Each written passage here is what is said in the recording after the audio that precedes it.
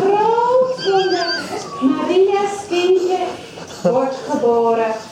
Maria en Jozef zijn in stilte. Ze kijken naar het jongetje. Hij is zo klein en zo mooi. Maria heeft het kindje in doeken gewikkeld en houdt het dicht tegen haar aan. Zijn naam weten ze al. Dat heeft de engel Gabriel al gezegd. Hij zou Jezus heten. Dit jongetje is de Messias op wie het volk al zo lang heeft gewacht. Hij is de Zoon van God, de koning van alle mensen, voor nu en altijd. Jozef kijkt om zich heen. Waar zou hij Jezus nu neerleggen? Oh, daar! Daar, die voederbak voor de dieren.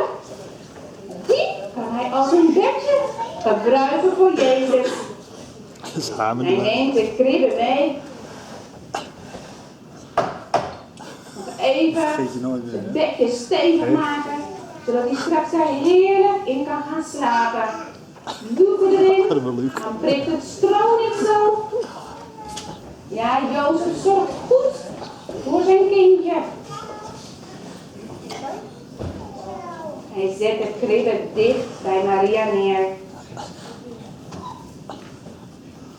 Terwijl Jezus rustig slaapt, legt Maria hem in de kribbe. En ze kijken naar Jezus. Ze kunnen bijna niet geloven wat hier vannacht is gebeurd. Hier ligt de redder van alle mensen. De Zoon van God, die een gewoon jongetje is geworden.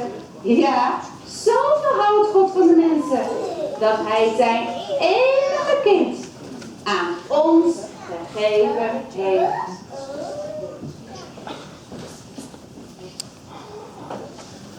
Slaat gewoon door.